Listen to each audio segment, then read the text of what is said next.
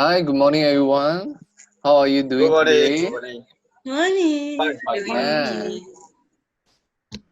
Can't believe we are meeting up using online conference nowadays due to this COVID-19 pandemic. It Yeah. is interesting, isn't it? I'm glad Miss Bunga suggested this. It's been very boring not being able to work with everyone in the office. That's true. According to Miss Bunga's email, we are gathered to have a client consultation, right, with a doctor who's from JPP Medical Center. Yes, actually it is Dr. Lema from JPPMC. So Miss Bunga informed me that he did come before. However, we were all out. That's why she scheduled him for another day. However, then this pandemic happened. But thank God he agreed to meet us for an online consultation instead. I see. Well, I guess it's best we get started. Let's hear him out, ask some questions, and later after he leaves, we'll segregate the work and everything. If everyone is ready, we could start now. Miss Bunga just messaged the client the invitation link to the meeting. Shall I allow him to the video conference? Yeah. Yes. Hi, Dr. Lehman. Dr. Lema, you can speak now. Assalamualaikum and good morning everyone. Thank you for having me here. My name is Dr. Leman Joffrey bin Haji Said Malik, but you can call me Dr. Leman. So long. Welcome, Dr. Leman. I'm the one Miss Bunga, our secretary, informed you about prior to the meeting. My name is Nur Shawani, but you can refer to me as Shawani, and these are my partners. Hello. Yeah, good morning, Dr. Lehman. My name is Ho Kai Liang, and you can call me Kai. Nice to Yeah. meet you, Dr. Liman. I'm Tinishni and you just can call me Tinish. Okay, hello. Hi. Morning, Doctor. I am Fatma Alia, one of the founding partners of Alia Kazali and Partners. Please feel free to call me Fatma. Okay, And Fatma. I am Muhammad Kazali, the other founding partner of the firm, Dr. Leman. It is good finally to meet you, Doctor, but please address me as Zali, as for your comfort. Hello everyone. Yes. It's very nice to Hello. finally meet everyone as well, even though it's through just an online conference. Again, I'm very sorry I came by the first time without an appointment. It's okay, Doctor. We'd like to apologize as well for not being able to schedule your appointment sooner. Is there anything you'd like to know before we hear your story? Actually, I'd like to inquire about your fees, just to ensure that I can afford it. Do not worry, Dr. Lehman. Our fees are regulated under the Solicitor Remuneration Order 2005, where depending on the work, we have the guideline to set our fees. Miss Bunga did mention you are coming for a consultation pertaining issues relating to COVID-19. For Yeah. such issues, as it is a very new problem for our country, we will follow the general charges as according to Schedule 6 of the Solicitor Remuneration Order 2005, and we have a fixed reasonable fee based on our expertise used in this situation. Yes, that is true. I am here on to us relating to the current pandemic actually.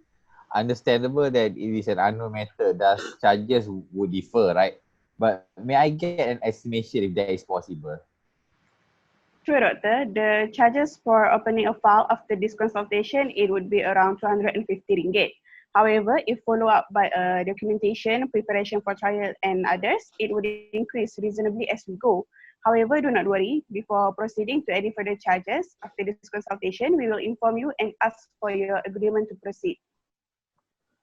Well, that isn't too bad then. I'd like to proceed with the consultation if that is possible. Sure, Dr. Leman, sure. I'd like also to inform you that whatever you share with us today will be kept confidential. Therefore, do not hesitate to tell us anything, Dr. Leman. Oh, that's good to hear. Thank you for the reassurance, Cik Zali. Yeah. Is there anything that we would like to have from you, Dr. Lehman? No, that's I guess. Okay, sure. I think we can shall start the meeting. Yeah. All right. Okay. Please tell us what happened, Dr. Lehman. Proceed comfortably and rest assured we'll cut it when necessary. Thank you, Ms. Fatma. I'm the head of the department for the COVID-19 situation at the JPPMC. It's best if I start with one Encik Rahman. He's a patient that came for a checkup on the 20th of March and we did a formal segregation procedure. on him. However, he had lied and stated that he had not traveled anywhere in the past few months. The nurse that was standing to him was one Puan Ayu, whom had asked the question of what medications are the patients taking at the moment. And Cik Rahman said that he was taking high blood pressure medications, and when asked whether he had been taking them these past few days, he said no. He left them at his brother's house in Italy when he went to visit 4 days ago. Puan Ayu was shocked and the medical officer in charge immediately requested for Encik Rahman to go to the emergency ward for the proper checkup. However, he refused and put up a fight until the security had to come and escort him away.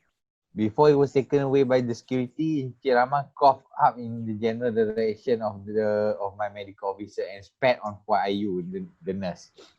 Oh my God, Inche Rahmat seemed to be very aggressive as security needed to be used. Did the hospital did a swab test on him? Oh God, it was a mess due to his action, which was why the security helped. Yes, of course, we did test on it. Even if the patient aggressive, doctor live by an oath to serve patients in need. Encik Rahman was immediately tested after the incident, and when the results came in the next day, it was positive. It was a positive, causing the whole ward to be shut off for proper sanitation process. And all the staff there were tested as well. The nurse attending whom he had spat on is now still suffering. She has to depend on the ventilation machine to breathe, and that is devastating. She has a family and a few small children at home. She had just also given birth. I'm also just very upset about this incident actually. Hmm. Dr. Lehman, forgive me for asking, but I noticed that when you spoke about Puan Ayu, you seemed to get emotional. Is there a reason for this? Yes, actually I'm very devastated with my condition is because she is my wife.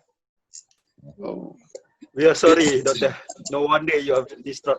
But we hope she gain fast recovery, inshallah, doctor. Please take your time to calm down. It's alright, actually I've come to terms with my wife's predicament. However, I do wish to be able to do something about the problem that is at hand here. Dr. Lehman, we are so sorry to hear about that, and we really hope that she recovers soon.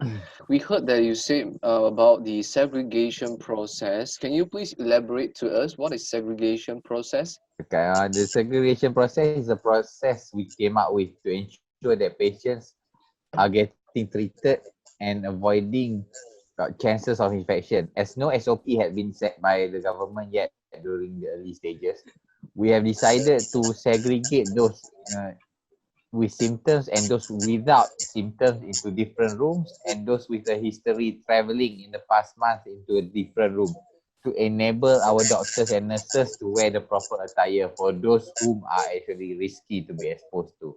I see. So, is there any reason that why Inchit Rahman suddenly came out to the hospital for a checkup? Actually, when everything is settled down, one of the medical officers did ask him, and he said that Qatar Airlines had informed him that there were 3 people on the flight back to Malaysia positive with COVID-19, and the government had even broadcasted on TV for all the passengers on the flight to go for a checkup. I see. So Rahman was ordered by the government to come for a checkup, Yes. but he didn't follow the SOP set by the hospital, even though it was his responsibility to follow through with the checkup. Thank you, doctor. Please continue your story. Okay, the next patient is one Puan Rosita. She is a kindergarten teacher and had come for a checkup on the 23rd of March, stating that she had stomach problems and was having diarrhea for 3 days straight already. She had entered into the general checkup room, and when the doctor questioned her about her activities for the past few days and what she ate, she said that she had been at home for the past few weeks and was not in contact with anyone, and only ordered in or cooked on her own food. The medical officer then decided for her to be warded and placed on drip, but later her symptoms began to worsen and she had trouble breathing and etc. The nurse did a swab test and found out that she was positive with COVID-19. It was only then that she admitted that she had held a birthday party at the house on the 20th of March, and one of her neighbors who came was found to be positive with COVID-19. on 21st March, but she didn't think that she was infected because she didn't get any fever. She was immediately moved to a different ward after this. There seems to be a variety of symptoms that a person will suffer when contracting COVID-19. Doktor. Yes, that's right. So what are the general symptoms? Actually, as the disease is a very new thing and not very much is known about it. The World Health Organization has likened it to having an aggressive symptoms that are like when you have a flu, you know. Only recently we have figured out that diarrhea is also one of the symptoms to COVID-19. The virus mutates and its symptoms are different for many people, which is why this is a worrying issue. I see. But what happened to the medical officer and nurse attending to her? Are they okay, Dr. Leman? Actually, in fact, they are not okay. As the medical officer and nurse who was attending to Puan Rosita were Encik Fakro and Encik Aisyah said they were both tested with positive of COVID-19 after being hospitalized for 2 weeks in the isolation ward. They showed symptoms such as dry cough and high fever and such. They even had to be placed on a drip like Rosita in order to get all the necessary nutrients intake. Alhamdulillah, they are stable now and has been discharged from the hospital, and they are now still on leave at the home for self-quarantine. Alhamdulillah, Doktor. Thanks God they recovered. However, I would like to Yeah. ask, when Encik Rahman, the first patient came, the general ward had to be closed off because he entered that. However, this Puan Rosita came and was even admitted in the ward with other patients. What happened to the hospital and those patients exposed to Puan Rosita? It was lucky that the other patients were not infected as there was no contact between them. However, we still had to move them into an isolation ward to be tested in case they were infected. There were actually 12 patients, if I'm not wrong. However, the hospital had to close the entire building for general medical cases to be disinfected and cleaned. These two patients have clearly caused trouble for the hospital by lying and giving false information. Is there more, doctor? Yes, there is one more patient that is also did not disclose this certain information. There's this lady called Puan Latifah. She was pregnant and she came to the center to give birth on the 1st of April. We asked her the necessary question of whether she has been out and about in public. Had she been traveling or did anyone she was close to had been traveling or had positive COVID-19? Of course, she denied it all and we placed her under Puan Rose, a medical officer specializing in obstetrician. On the 4th of April, she gave birth to a baby girl, and on the 5th of April, she was supposed to be discharged. However, she had a high fever and a dry cough, which are the basic symptoms of COVID-19. Then we ran a swab test to check if she had contracted the virus, and it came back positive. Only then she broke down and said that her husband had traveled to Putrajaya for a tabligh event around the end of February or early of March. You know, the one that is people will be talking about on television. And she was scared to mention that in case anything was to happen to her baby, if she told us. That's really devastating. It seems that all these patients have lied to the hospital in terms of their social life, contact and such. What happened to Puan Rose anyway? Well, Puan Rose was tested positive and was admitted to the isolation ward with a high fever and dry cough as well. She was discharged from the ward on the 15th of May, but she's still on leave, so she's traumatized by the ordeal. She had to go through all of it due to the lying patients. That concludes all the incidents that occur, and it has affected not only our patients being moved around, tested and such. Our staff morale has also gone very low, and most of them are traumatized due to the many incidents of patients lying. It has also affected the hospital operation schedules, finances, and reputation. I have found blog post stating that we did not take all of the necessary precautions and thus caused all the drama. The public is also judging us harshly now due to what happened and the multiple times we had to close off because of the multiple incidents. We try to ensure everyone is safe, but now how are we supposed to do that if the patients are lying to us actually? Yes, Dr. Leman. Your situation is actually understandable, Dr. Leman. Of course, you would want to act on this patient for all the damages they have caused by physically and mentally. So, Fatma, would you please lay out the issue here? Sure, Zali. The first issue is that Encik Rahman did not disclose that he had been overseas and had risk of contamination from 3 passengers on the same flight who was also positive, and he knew that, but he did not want to say it.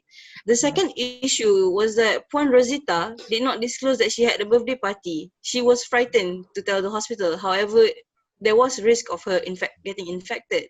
And the third issue is Puan Latifah, who after giving birth was diagnosed with COVID-19 and only admitted that her husband had COVID-19 after the hospital found out that she had positive COVID-19.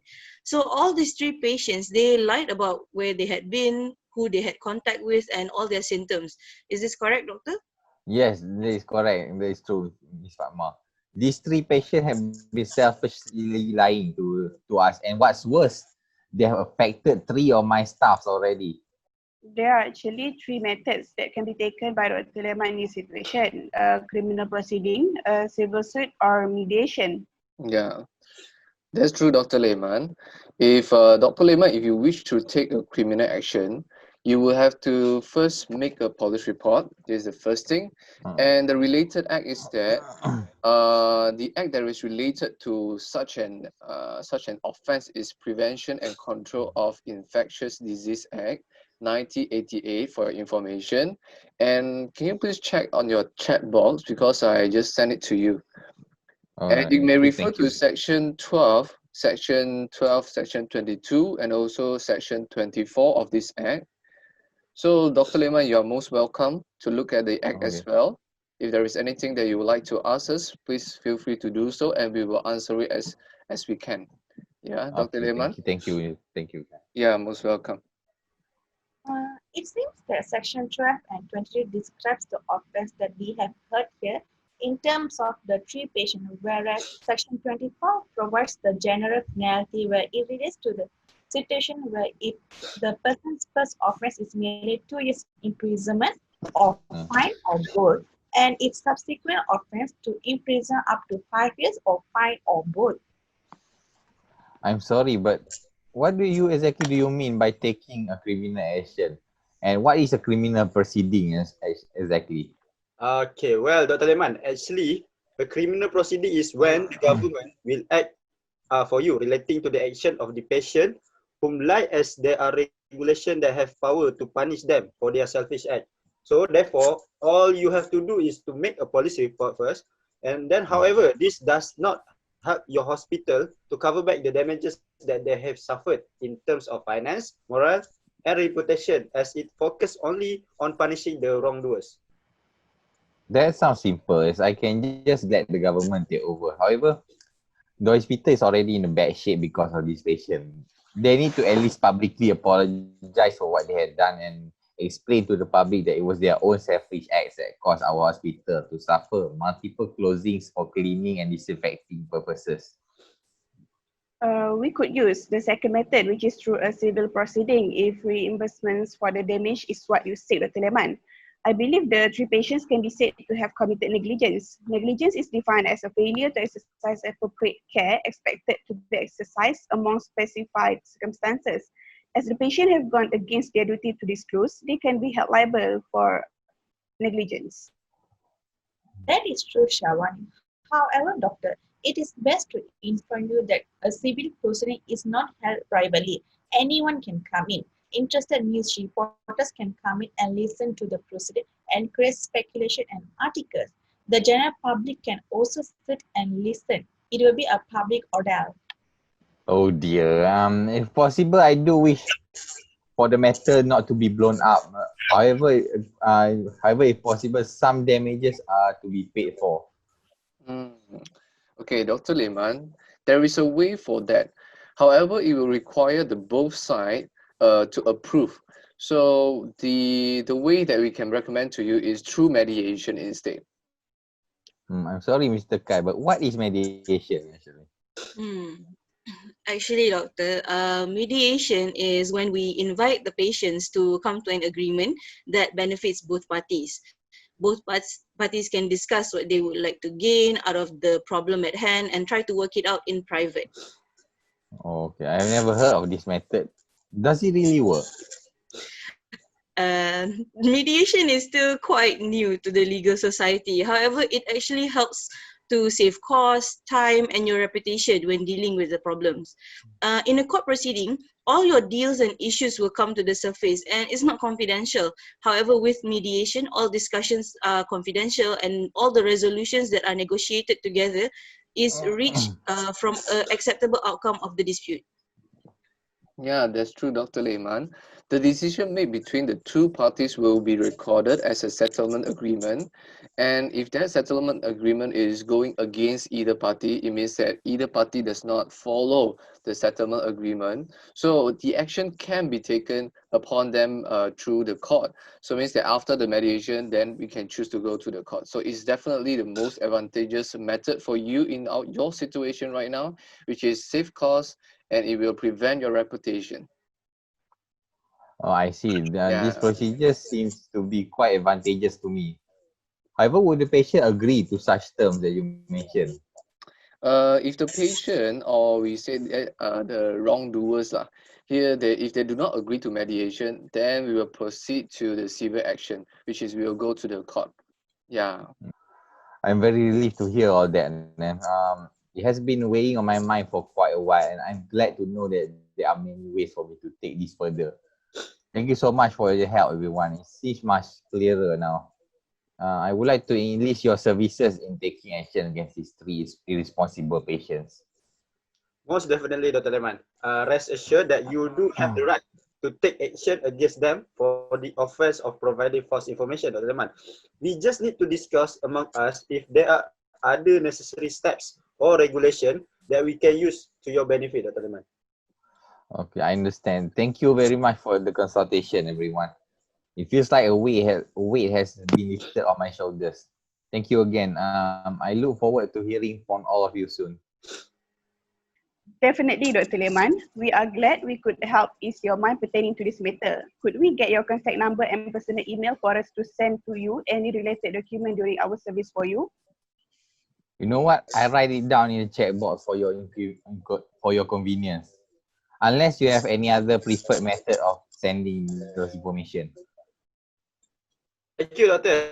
It is all right, actually, Doctor. Our secretary, Ms. Bunga, will contact you for the details after this meeting ends. Okay, then I'll wait for Miss Bunga to contact me later. Dr. Lehman, could you please provide us the medical report on these three patients that you have mentioned today? It will provide us much better understanding on this matter.